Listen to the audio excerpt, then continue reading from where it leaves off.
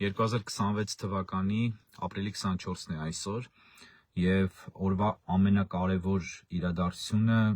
դա այցելությունները չեն ծիծեռնակաբեր թե ովքեր են այցելել եւ ինչ են արել։ Դա Հայաստանի Հանրապետության վարչապետի պաշտոնը զբաղեցնող Նիկոլ Փաշինյանի ուղերձն է։ Ինչու է հատկապես կարևոր այս ուղերձը, որովհետեւ բազմաթիվ, մեղմ ասած բազմաթիվ, իրականում հարյուրավոր, միգուցե հազարավոր ելույթների եւ խոսքերի եւ արարքների մեջ սա հետզհետե ավելի ու ավելի ու ավելի անկեղծացող մի ելույթ էր, որը անչափ կարևոր է նրանով, որ խոսում է այն մասին, թե ինչպես է այս իշխանությունը պատկերացնում երկրի ապագան եւ թե ինչ է լինելու երկրի հետ առաջիկայում եւ շատ շուտով։ Նախ Նիկոլ Փաշինյանը իր ուղերձ ելույթը սկսեց առաջին իսկ պարբերությամբ հետևել արտահայտությունը անելով հայոց ցեղասպանության մեծ եղեռնի եւ շարունակեց։ Հայոց ցեղասպանություն եւ մեծ եղեռն հասկացությունները արտահայտում են միևնույն երևույթը, բայց դրանք խիստ տարբեր կոնոտացիաներ եւ նշանակություն են։ Ինչ է կոնոտացիան, դա խորքային բեքգրաունդային հիմնական առաջին հայացքից չերևացող, բայց ենթադրվող եւ հասկացվող իմաստներն են։ Եվ հայոց ցեղասպանություն եւ մեծ եղեռն արտահայտությունները դրանք տերմիններ են, եզրեր են, որոնք ունեն արդեն հստակ ձևավորված կոնոտացիաներ։ Ցեղասպանությունը եւ հայոց ցեղասպանությունը դա իրավական բնորոշում եւ նաեւ իրավաբանական բնորոշում ունեցող երևույթ է, դա ցեղասպանություն է, հայ ազգի դեմ կատարված ցեղասպանության երևույթն է, որը իր հետ բերում է եւ կրում է իր վրա քաղաքական եւ իրավական միջազգային իրավական հետևանքներ եւ պատասխանատվություն է դնում կատարող կողմի վրա, մեծ եղեռնը բարոյական տիպի տերմին է, որը արտահայտում է միևնույն երևույթը ցեղասպանություն ջարդ կոտորած, բայց մեծ եղեռնի կոնոտացիան ներհայկական, ներհայաստանյան եւ ներհայկական է, այսինքն միայն հայերի համար եւ միայն հայերին է հասկանալ եւ պատահական չի, որ բոլոր այն վերջին ԱՄՆ նախագահները, որոնք մերժել են ասել, արտաբերել հայոց ցեղասպանություն արտադրություն, որտեղ Թուրքիայի համար կարևոր է, որ դա չորակվի որպես ցեղասպանություն, կարող է մեծ եղեռն որակվել, կարող է ամենամեծ եղեռն որակվել, կարող է եղեռների եղեռն որակվել, ինչ ուզում է կարող է որակվել, բայց դա որևէ իրավական հետևանք չի ենթադրում այդ տերմինը եւ ըստ էության ոչինչ չի նշանակում։ Դա նշանակում է ընդամենը ջարդեր կոտորածներ, որը որևէ պատասխանատվություն չի դնում ըստ էության կատարող կողմի վրա, իսկ ցեղասպանությունը դնում է եւ հետեւաբար Նիկոլ Փաշինյանը ընդամենը մեկ անգամ իր ճառի ամենասկզբում ասում է հայոց ցեղասպանություն արտահայտությունը, անմիջապես ասում է մեծ եղեռն եւ հետո ամբողջ ելույթի ընթացքում ինքը հատուկ ասում է մեծ եղեռն։ Այն ինչ արել են ԱՄՆ բոլոր այն նախագահները մեծ եղեռն ասելով, որոնք չեն ցանկացել հայոց ցեղասպանություն արտաբերել։ Եվ սա է խնդիրը։ Միայն Ջո Բայդենն է, որը ըստ էության ասել է հայոց ցեղասպանություն եւ դրանով ճանաչել է հայոց ցեղասպանության փաստը։ Եվ սա փոքր դետալ չի, սա շատ կարևոր դետալ է։ Սրանով եւս մեկ անգամ, 1 միլիոներորդ անգամ Նիկոլ Փաշինյանը հստակորեն ցույց է տալիս, որ իր դիրքորոշումը թուրքական դիրքորոշում է։ Ինքը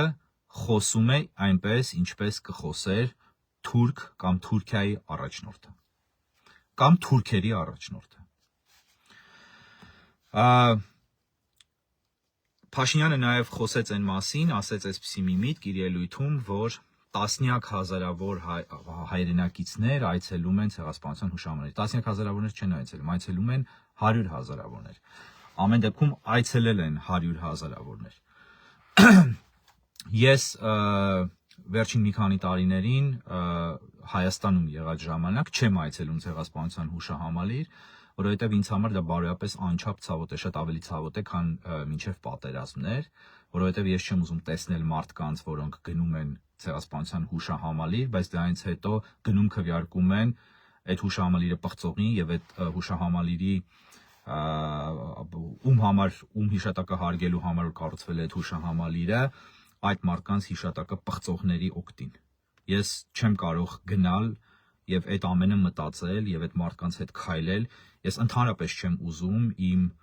այսպես կոչված հայրենակիցների զանգվածների հետ գործ ունենալ։ Ընդհանրապես աշխատում եմ Հայաստանում եղած ժամանակ շատ քիչ շփվել իմ հայրենակիցների հետ։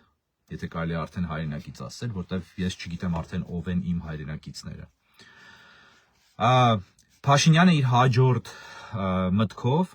հետևյալ արտահայտությունն է անում, իհարկե իմ բոլոր մեջբերումները բառացի չեն, բայց շատ մոտ են բուն իմաստին, ասում է ձեր ՀՀ քաղաքացիների պատգամով մենք պարտավորություն ենք ստանձնել մեծ Եղեռնի կրկնությունը կանխելու համար։ Այսինքն այստեղ ինքը ինչ է անում, ինքը հստակ, խորամանկ, թաքնված, բայց նաև միաժամանակ շատ բացահայտ ասում է, որ այն, ինչ ինքը անում է եւ անելու է դեռ ցեղասպանության խնդրի հետ, հայկական հարցի հետ, ու ինքը այդ հարցը թաղողն է։ Եվ ամբողջ պատմության մեջ ոչ ոքի չի հաջողվել թաղել այդ հարցը, իրեն հաջողվել է, որտեղ ինքը ունի հայ ժողովրդի սատարումը հայկական հարցը թաղելու հարցում։ Եվ այստեղ ինքը եւս մեկ անգամ ամրապնդում է մի բան, ասում է մենք ձեր ՀՀ քաղաքացիների ձեր պատգամով, այսինքն ստանձնել ենք պարտավորություն անելու այն ինչ անում ենք, եւ ինքը իրականում չի ստում։ Իր օգտին քվեարկել են, ինքը մինչև հիմա վարչապետի աթոռն է զբաղեցնում, եթե անգամ որևէ մեկ ձայն ստացած չլիներ եւ շարունակեր զբաղեցնել երկրի ղեկավարի պաշտոնը, նշանակում է հայ ժողովուրդը եւ հայ ազգը սատարում է իրեն։ Եվ այստեղ խնդիր կա մտածելու, թե ընդհանրապես ինչ է անում հայ ազգը։ Ես ինձ համար պարզել եմ, ես ինձ համար գիտեմ, մտածեք դուք։ Ես ձեզ հաստատ չեմ ասի, թե դրա իրական եւ շատ հում եւ բաց բնորոշումը որն է։ Ամեն դեպքում ինքը պատասխանատվությունը դնում է հայ ժողովրդի վրա եւ ճիշտ է անում է սառումով։ Այո, եթե իրեն թույլ են տալիս, եթե ինքը դեռ վարչապետ է եւ իրեն թույլ են տալիս այս ամենը անել, ուրեմն ինքը ճիշտ է ասում, որ ինքը սա ստանձնել է հայ ժողովրդի մանդատով, հայ ժողովրդի թույլտվությամբ։ Հետևաբար ստացվում է, որ հայ ժողովուրդը նրան թույլ է տվել, որպեսզի պղծի հայ ժողովրդի նախնիների հիշատակը ցեղասպանության հարցը տանելով դեպի թուրքական քարոզչական թեզերի դաշտ, որովհետև այս ելույթը ամբողջությամբ թուրքական քարոզչական թեզերի դաշտում էր։ Հաջորդիվ արտահայտում է ամենասարսափելի ժխտողական թեզերից մեկը, եւ այստեղ ես պիտի մի փոքր շեղում կատարեմ։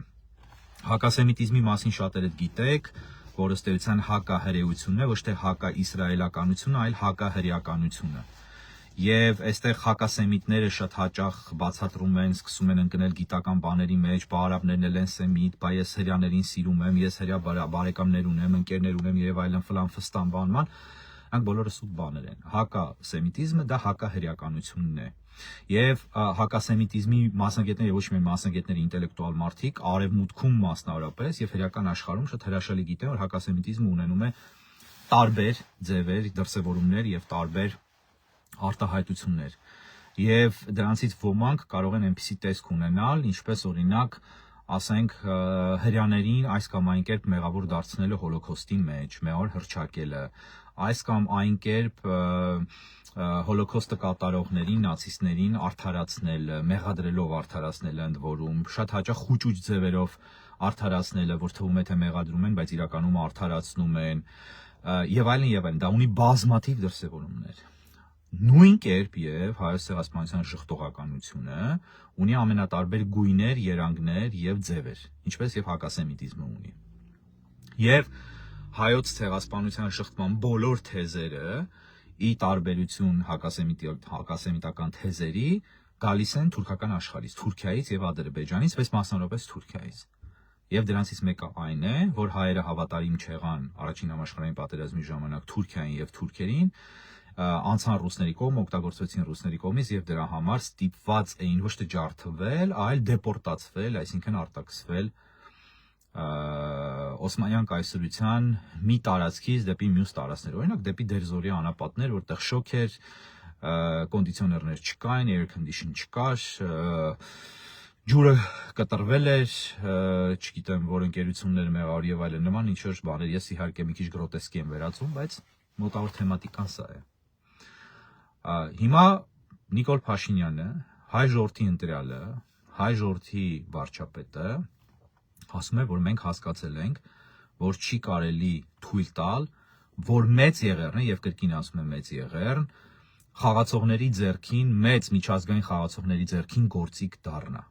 Ինչ է ինքը ասում, ինքը այդ թուրքական թեզն է առաջ մղում ըստ էության եւ դրա մասին էլի ինքը նաեւ այլ կերպ անդրադարձ է կատարում, որի վրա հայ ժողովուրդը օգտագործվել է եւ դարձել է ցեղասպանության զոհ եւ ըստ էության ասում է իր մյուս խոսքով, իր հաջորդ խոսքով, որ հայ ժողովրդի մեղքով է, ինքը բաց դա չի ասում, բայց դա ենթադրել է տալիս, որ հայ ժողովրդի մեղքով է տեղի ունեցել ցեղասպանությունը։ Այսինքն զոհը մեղավոր է սեփական ցեղասպանության մեջ, դա ժխտողականության, որը աններելիագույն մի երևույթ է արևմուտքում, որևէ բանի, որևէ պատմական ողբերգության ժխտողականությունը, փաստացի ողբերգության, փաստ որպես արձանագրված։ Այս մարդը ինքն է ժխտում սեփական ազգի եւ իր գլխավորությամբ գոյատևող, գոյություն քարշ տվող ազգի ցեղասպանությունը եւ դա լրիվ նորմալ է ընկալվում եւ գնացեք կոմենտները նայեք, մեկնաբանությունները նայեք, գրությունները նայեք, ուղղակի եթե նորմալ մարդ եք կսարսափեք, թե ոնց կարող են, չասեմ հայախոս մարդիկ անգամ այդպիսի բաներ գրել, ոնց կարող է մարդ անգամ որ հայ չի, հայախոս չի, ոնց կարող է նա գրել այդպիսի բաներ, տեքստեր այս ժխտողականության տակ։ Եվ մարդը ըստ էության ինչ է ասում այս մի նախադասության, որտեղ այստեղ երկար նաև կարևոր իմաստ կա բացի պարզ ժխտողականությունից, որ հասկացել ենք, որ չի կարելի թույլ տալ, որ մեծ եղերնը մեծ խաղացողների ձեռքին գործիք դառնա։ Այսինքն ասում է, որ Թուրքիայի վրա ճնշումներ են կատարել այլ պետությունները, մասնավորապես նկատի ունի արևմուտքին, բայց իրեն հարցնողներին կամ ակնարկողներին կամ իր քարոզչամեքենան կարող է ներկայացնել, թե ինքը նկատի ունի Ռուսաստանին, բայց Ռուսաստանը ցեղասպանության հարցը երբեք չի օգտագործել Թուրքիայի դեմ, որտեղ Թուրքիայի դաշնակիցն է եղել միշտ եւ մշտապես։ Ինքը ուզում է ասել, որ արևմուտքը օգտագործել է որպես լծակ Թուրքիայի վրա ազդելու հայոց ցեղասպանության խնդիրը։ Հիմա այստեղ հարց, իսկ ինչի պիտի թույլ չտալ, որ մեծ եղերնը, ինչպես ինքն է ասում, իրականում հայոց ցեղասպանությունը մեծ խաղացողների ձեռքին գործիք չդառնա, ինչի։ Արդյոք դա վատ է։ Նա տուղերները շարժեք։ Արդյոք վատ է, որ ձեր խնդիրը օգտագործելով, թեկուս եւ հենց իրենց սեփական շահը պիտի պաշտպանեն։ Իրենց սեփական շահերից ելնելով ճնշեն նրան, ով կատարել է ցեղասպանություն եւ չի ճանաչում, չի ընդունում այդ ցեղասպանությունը։ Արդյոք դա վատ է։ Հələ մի հատ մտածեք, որևէ մեկը այս միտքը չի արտահայտել։ Հիմա ես արտահայտում, արդյոք դա վատ է։ Իսկ ինչի է վատ։ Այսինքն ինչ է, ինչ որ մեքենա է, որ կանգնացրել եք ձեր գարաժում եւ որևէ մեկը չպիտի քշի, եւ այդ մեքենայով պիտի չկիրառի, ասենք ֆինանսական ճնշում կամ այլ տիպի ճնշում այլ պետության վրա։ Ինչի՞ չէ։ Եվ դուք դրանից չեք օգտվելու։ Իսկ ինչի՞ պիտի թույլ չտաք, այսինքն դուք պաշտպանում եք Թուրքիայի շահերը։ Դուք թույլ չեք տալիս, որ Թուրքիան, որը կատարել է ցեղասպանություն, հայերի ցեղասպանություն, դուք չեք թույլ տալիս, որովհետեւ Թուրքիան ցեղասպանության պատճառով ենթարկվի ճնշումների,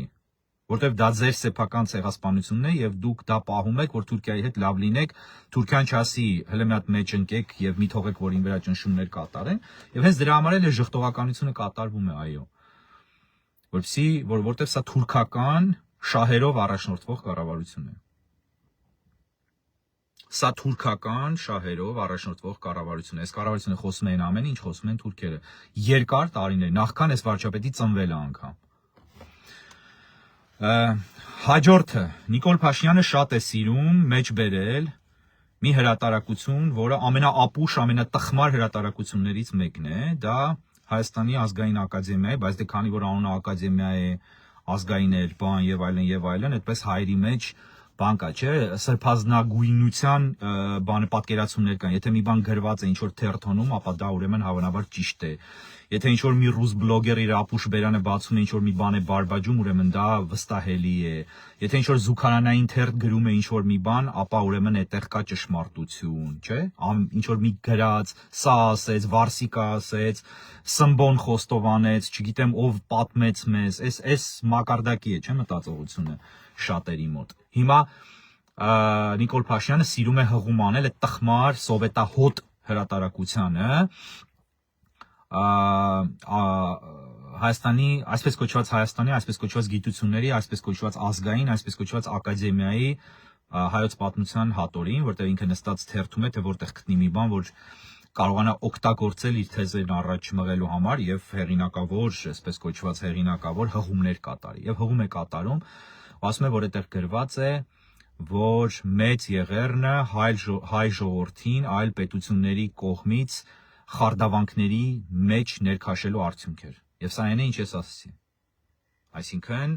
հավանաբար ռուսները իրենք նկատի ունեն ներքաշեցին հայերին թուրքերի դեմ գործողությունների մեջ եւ թուրքերը մի հատ սիլեցին հայերին կոպիտ ասած, մի հատ թեթև պատժեցին 1.5-2 միլիոն ոչնչացնելով, որ խելոք մնացեք մի դավաճանեք մեզ։ Սա թուրքական թեզ է,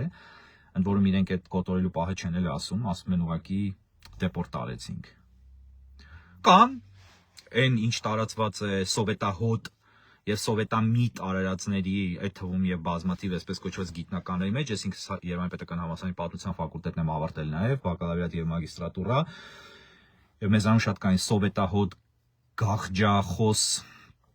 ապուշ դասախոսներ, որոնցի շատերը մինչեւ այսօր էլ դասավանդում են, շատերը չէ ոմանք, դրանցից ոմանք սատկել են արդեն, մի քանիս ուղղակի չկան եւ կան դեռևս ոմանք, որոնք դասախոսում են, եւ նրանց կարծիքով արևմուտքը չարիք էր, որը օգտագործեց Հայաստանին, հայերին Թուրքիայի դեմ։ Եվ այս գաղափարներն են։ Իրականում ես այստեղ շատ երկար եւ բարդ թեմա եւ դրան ես առանձին առիթ կունենամ անդրադառնալու, բայց իրականում ինչ է տեղի ունեցել, ինչ է տեղի ունեցել ցեղասպանություն, շատ պարզ պիտի ասեմ։ Թուրքիան չէր կարողանում, Օսմանյան Թուրքիան չէր կարողանում ձեռք բերել լիակատար էթնիկ վերահսկողություն իր երկրի տարածքի նկատմամբ։ Առաջին համաշխարհային տարիների նախորդին եւ հենց տարիներին սկսեց կորցնել արաբական աշխարհի հանդեպ տիրապետությունը, սկսեց կորցնել Բալկանների հանդեպ տիրապետությունը, Հունաստանի հսկայական հատվածների հանդեպ տիրապետությունը եւ ինքը պիտի պահպաներ իր պետականությունը, որտեղ թուրքերը աշխարհի ամենապետականամետ եւ պետականաստեղծ եւ պետականամիտ ազգն են, եւ այդ առումով շատ մեծ հարգանքի են արժանի,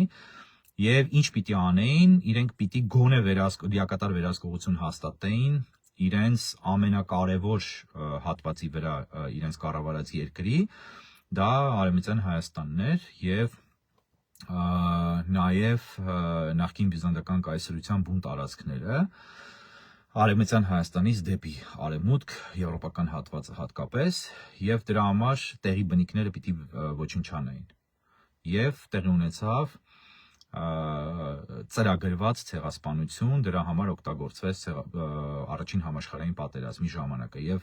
հայերը մաքրվեցին այդ տարածքներից, որովհետեւ բնիկներն էին, որովհետեւ դոմինանտ էթնիկ խումբներ, որովհետև տնտեսության հսկական ճյուղեր կառավարում էին հայերը եւ թուրքերը չէին կարողանում ամրապնդվել, օսմանիզմի քաղաքականությունը, որը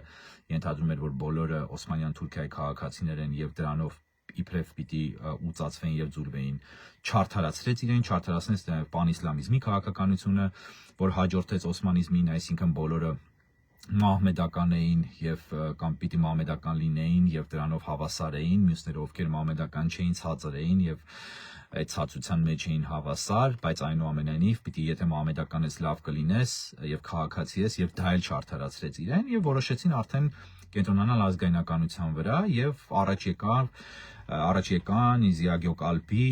դոկտոր Նազեմի, Բեհայեդին Շաքիրի պես գաղափարախոսներ թուրքականության, որոնք իրենք անգամ իրենցից ոմանք թուրք չէին, քուրդ էին եւ այլն, եւ նրանք ստեղծեցին այս գաղափարախոսությունը, ազգայնականությունը թուրքական եւ դա ենթադրում էր մնացած բոլոր ցեղերի ոչնչացում։ Սցենարը եւ մոտեցումը մոտարապես նույնն էր, ինչ տեղի ունեցավ Գերմանիայում հրեաների հանդեպ։ Բեղավոր հրեշի համար կարևոր էր հրեական տարից ազատվելը Գերմանիայում, որովհետեւ բոլոր մեղքերը շատ հարմար էր հրեական տարի վրա բարթելը։ Եվ սկսվեց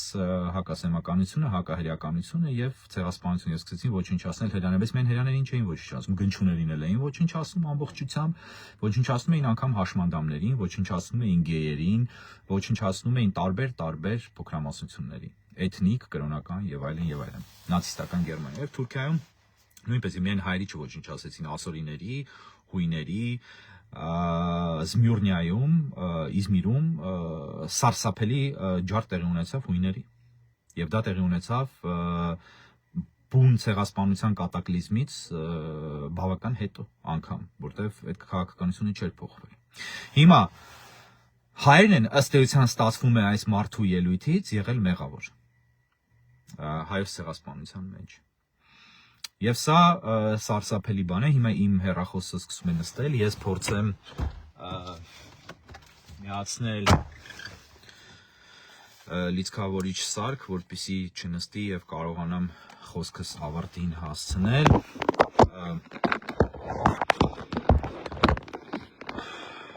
Ուրեմն մյուսը ասում է շատ հետաքրքիր բան է ասում, որ թվում է թե կապ չունի, որ թվում է թե այսպեսի միջայլոց միտք է եւ այլն, եւ ինքը ասում է, որ մենք այլ հայրենիք փնտրելու կարիք չունենք։ Սկսում է հերվից է սկսում, բական խելացի հնարքներ են սրանք, բայց դեբիլների համար են հաշվարկած։ Նորմալ խելացի մարդիկ այս ապուշություններին չեն կարող տրվել, ապուշություն հնարքը նկատի ունեն, որտեղ խոսքը ապուշություն չի։ Բայց տրվում են բնականաբար եւ ասում է մենք պիտի բավարարվենք եղած հայրենիքով, սա փոքր տարածք չի, ընդ որում այդ տարածքը քիչ է բնակեցված։ Մեր տասնյակ բնակավայրեր դատարկ են, ասում է, սա երկիրը թեր բնակեցված է, սա նրա արդյունք է, որ մենք պատերազմ ենք ունեցել, որ մենք կոնֆլիկտ ենք ունեցել։ Ինչու է ասում, ինչու է հանկարծ ցեղասպանության կոնտեքստի մեջ խոսում երկրի դատարկությունից, թեր բնակեցումից եւ այլն։ Թեր բնակեցված է հայերի ապակառավարման պատճառով, որտեղ հայերը իրենք չեն կարողացել կառավարել այնպես, որ երկիրը երկիր դառնա։ Երկիրը ամայացել է եւ շարունակում է ամայանալ։ Ինքը խոսում է այնպես, կարծես ինքը այնպես է անում, որ երկիրը լցվի, բայց դա մի կողմ։ Ձեզ սա կասկածելի չի թվում այս պահը։ Ինքը խոսում է Սինգապուրի մասին եւ ասում է, որ կարող են տասնյակ միլիոնավոր, մինչեւ 1 տասնյակ միլիոն, հիմա կոնկրետի ձևակերպումը չեմ հիշում, բայց միտքը դա է, հայեր բնակվել այդտեղ։ Իհարկե հայեր չեն բնակվելու այդքան, որտեղ այդքան հայեր չկան աշխարհում եւ գնացածները երբեք չեն վերադառնալու ապրելու։ 1000 գնացածից 2-3-ը կարող է հետ կան։ Ինքը սա ասում է, որովհետեւ 100,000-ներով, միգուցե միլիոնով ադրբեջանցի եւ թուրք է գալու Հայաստանում բնակվելու։ Եվ բացառաշի որ պակիստանցիներ էլ բերեն բնակվելու։ Դուք անմեղ եւ Հայաստանին շատ օգտակար հնդիկներից եք բողոքել մինչեւ հիմա։ Դուք հարևան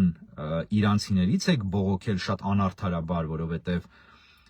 իրանցի զբոսաշրջիկների եւ այցելուների եւ Հայաստանում բնակություն հաստատածներից միայն օգուտ կարող է լինել Հայաստանին։ Էլ չասեմ հնդիկների մասին, թե ինչպիսի ահառելի օգուտ են բերում այդ մարդիկ Հայաստանին եւ ինչքան լավ է իրենց ներկայությունը եւ կարեւոր է եւ դրական է Հայաստանի համար։ Դուք նրանցից եք բողոքում, բայց հիմա գալու են ձեր փոխարեն, չեմ ասում ձեր հետ։ Ձեր հետ նրանք չեն ապրելու։ Ձեր փոխարեն ապրեն ադրբեջանցիներ, թուրքեր եւ պակիստանցիներ։ Եվ սրա համար է, որ Նիկոլ Փաշինյանը խոսում է Հայաստանի դատարկության մասին, Հայաստանի հնարավորության մասին, որտեղ վաղ ինքը ասելու է, տեսեք, լիքը տեղ կա երկրում այս մարդկանց ընդունելու, ու բերելու է հենց այդ բանով։ Եվ ինքը ասում է, հայրենիքը դա պետությունն է, եւ ինքը ասում է շատ մի սարսափելի բան, ինքը ասում է ինքնությունը դա պետությունն է։ Հայերը պետությունը վերագտել են շուրջ 600 տարի հետո, եթե Կիլիկյան թագավորության անկումից հետո հաշվենք, իսկ իրականում 1000 տարուց հետո, եթե ոչ ավելի։ Միայն 1918 թվականին, հետո կորցրել են 2 տարի հետո եւ 70 տարի չունենալով պետություն, կրկին պետականատիպ ճորտապետություն են ձեռք բերել, ճորտապետություն, որտեղ իրենք են այդպես ուզել, որ պետությունը լինի այդպիսի, 91 թվականին։ Այսինքն մինչ այդ հայերը հայրենիք չեն ունեցել եւ ինքնություն չեն ունեցել։ Եվ հենց հայերը պետությունը կորցրեն, հայերը ինքնություն չունեն։ Ինչ թեզ է սա? Զուտարյուն ադրբեջանական թեզ, որ հայերը գնչուներ են, որ հայերը չունեն ինքնություն, որ հայերը եկոր են Հնդկաստանից եւ այլն։ Այս ամենը ձեր վարչապետը ասում է ձեր մասին եւ դուք ծափահարում եք եւ լավ եք անում, որովհետեւ դուք արժանի եք այս վարչապետին եւ այս վարչապետը արժանի է ձեզ։ Պատկերացրեք, ինքնությունը պետությունն է, հայրենիքը պետությունն է։ Այսինքն, եթե վաղը ձեր պետությունից կտրեն մի մաս, դա այլևս ձեր հայրենիքը չի լինելու։ Եթե դուք չունենաք պետություն, կորցնեք պետություն, կամ եթե հետ նայեք այդ նույն հայոց պատմության տխմար հատորյակներին, որին հղում է անում ակադեմիական, որին հղում է անում Նիկոլ Փաշինյանը, ապա ստացվում է, որ դուք ընդհանրապես ոչինչ եք, դուք ոչինչ եք եղել։ Ստացվում է, որ դուք ինքնություն չեք ունեցել, որովհետև դուք պետություն չեք ունեցել, եթե դուք պետություն չունեք, դուք ինքնություն չունեք։ Ստացվում է, որ Սփյուռքում 200 տարի ապրողները ինքնություն չունեն։ Ստացվում է, որ Եթովպիայում հարյուրամյակներով ապրող հայերը փոքր հայկական համայնք է մնացել, բայց կա եւ շատ ավելի հայ են։ Ես եթովպահայ ընկերուհի ունեմ, Եթովպիայում շատ հայտնի գործիչ է, որը 100 անգամ ավելի հայ է, քան Երևանի կենտրոնում ծնված եւ մեծացած հայը։ Եվ թերևս ինքն է իսկական հայ, կամ թերևս ինքն է ամենաոչ իսկական հայ, մնացածն են իսկական հայեր։ Չգիտեմ։ Այս ամեն դեպքում այդ մարդու ինքնությանը մի գրամ չեք կարող կասկածել։ Այսինքն ըստ Փաշինյանի ստացվում է, որ այդ մարդը չունի ինքնություն, որտեվ չունի հայկական պետություն, որտեվ հայկական պետության հետ կապ չունի, կամ այդ համայնքը, օրինակ եթովպական համայնքն եմ ասում, որտեվ հեռու է։ Լավ, հիմա հաջորդ միտքը ասում է այն ուժերը, որոնք կապված հայրենիքը որոնք հայրենիքը վերադարձնելու հետ կապված կոչեր են անում, որոնք խոսում են հայրենատիրության մասին եւ այլն, դնում են Հայաստանը 1778 թվականի Սան Ստեֆանոյի պայմանագրի ռելսերի վրա, որի արդյունքում մենք կորցրեցինք այս, կորցրեցինք այն, Սան Ստեֆանոյի մասին հիմա չարժի խոսել, բայց իր ասածը ինչ է, իր ասածը այն է, որ ինչ պարտադրվում է Հայաստանին, պետք է դա ընդունել, որպեսզի չկորցնենք եղած, իսկ ինչի պիտի կորցնենք, իսկ ինչի չեք ուզում պայքարել, իսկ ինչի ընդհանրապես չպայքարելը դարձել ձեր համընդհանուր պաշտամունքի առարկա, իսկ ինչի եք վախենում ընդհանրապես հայրենիք ազատագրելու գաղափարներից, ես չեմ ասում գնացեք ազատագրեք, դուք դրան ընդունակ չեք, դրան արժանի չեք, դուք դա երբեք չեք արել եւ երբեք չեք էլ անելու։ Բայց ուզում եմ հարցնել, չկան արդյոք մարդիկ, որոնք այդքան դուխ ունեն ասելու եւ խոսելու, որ հայրենիքը օկուպացված է։ Եվ եթե բոլորը վախենում են այդ թեմայից, ես օրինակ սկսել եմ դեմ լինել Հայաստանի տարածքների ազատագրման գաղափարին, որովհետեւ դուք արժանի չեք դրան, ոչ թե չեք կարող եք, բայց դուք արժանի չեք դրան։ Դուք եղածը չեք ուզում պահել։ Ես կարծում եմ, որ ադրբեջանցիները եւ թուրքերը արժանի են ձեր հայրենիքի տերերը լինելուն։ Որտեղ նրանք սիրում են ձեր հայրենիքը, ի տարբերություն ձեզ։ Եվ բոլորն են սիրում իրենց հայրենիքները, իսկ ադրբեջանցիներն ու թուրքերը ձեր հայրենիքն են սիրում, իրենց ստեղծած ձեր հայրենիքին գումարած սիրում են նաեւ այսօրվա ձեր հայրենիքը։ Այսինքն ձեր վերահսկողության տակ այսօր գտնվող ձեր հայրենիքի հատվածը ավելի ճիշտ, եթե ձևակերպեմ։ Դուք չեք սիրում։ Իրենք իրենց չեղածը հայտարարում են իրենցը, դուք ձեր եղածը հայտարարում եք ոչ ձերը, իրենցը, նրանցը։ Դուք արժանի չեք։ Ինչ ազատագրել, ինչ բան։ Վերջում Փաշինյանը ասում է, որ հայ ժողովուրդը գնում է այս ճանապարհով, հետևում է իր օրակարգին եւ իրեն ըստ էության իր միտքը այն է, որ իրեն մանդատ է տվել անելու այն, ինչ անում է եւ ինքը դա անելու է։ Ինքը ճիշտ է ասում։ Նիկոլ Փաշինյանը ճիշտ է ասում։ Նիկոլ Փաշինյանը մեկ այլ ճիշտ բան է ասել եւ սիրում է դա կրկնել։ Ասում է, եթե ինձ հետ համաձայն չեք,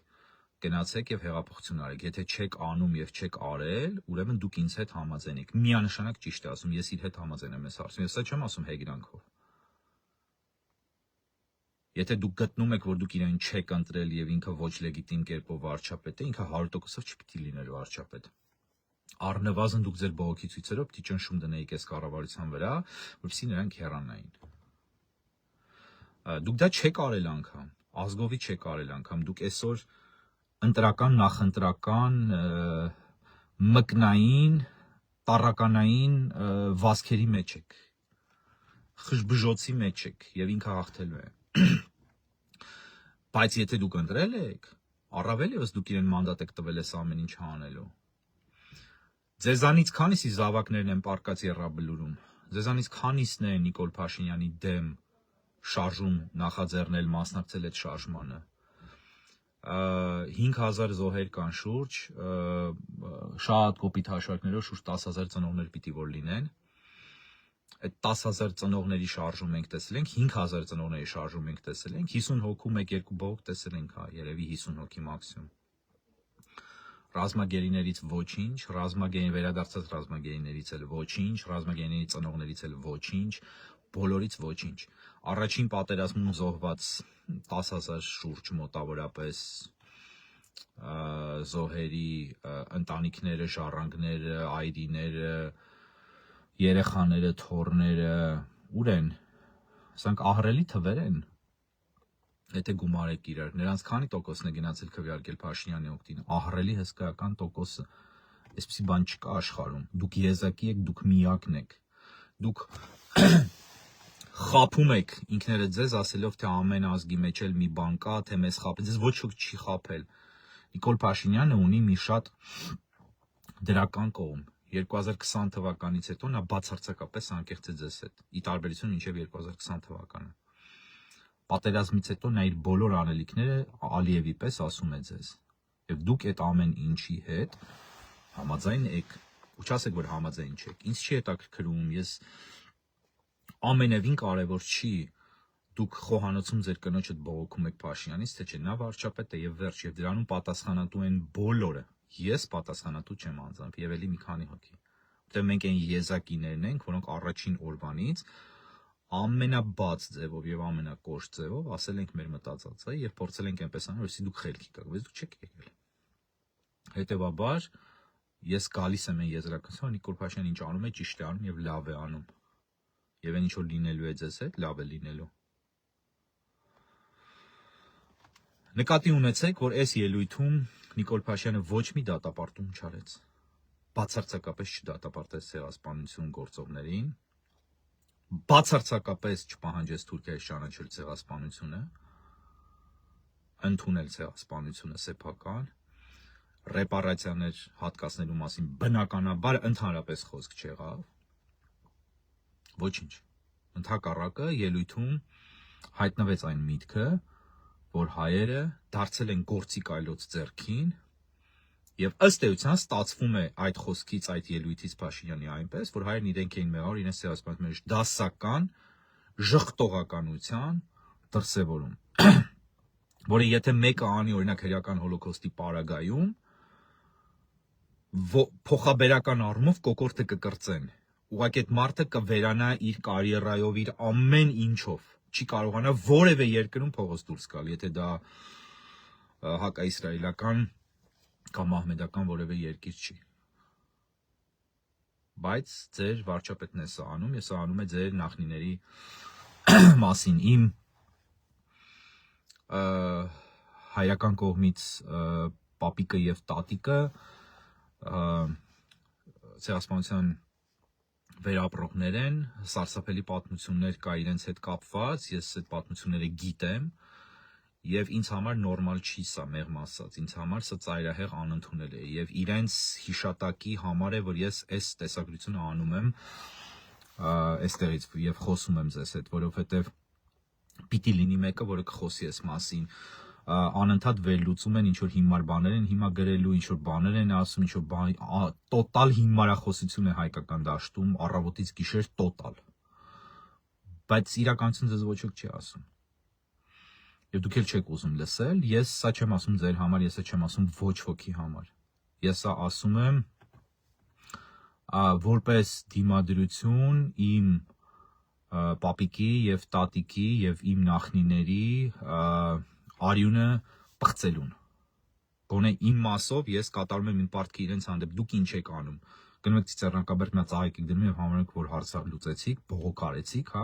ոչ մի բողոքել չարեցիք, ես չեմ գնում ծիծեռնակաբերդ, բայց ես բողոքում եմ շատ ավելի ուժեղ, ես չեմ գնում ծիծեռնակաբերդ, որ ձեր հետ չքայլեմ, որ ձեր երեսը չտեսնեմ, որ ձեր հետ չխոսեմ, որ չնայեմ ու մտածեմ, որ այստեղից դուք գնալու եք ընտրեք 2 ամիս հետո, 3 ամիս հետո Նիկոլ Փաշինյանին։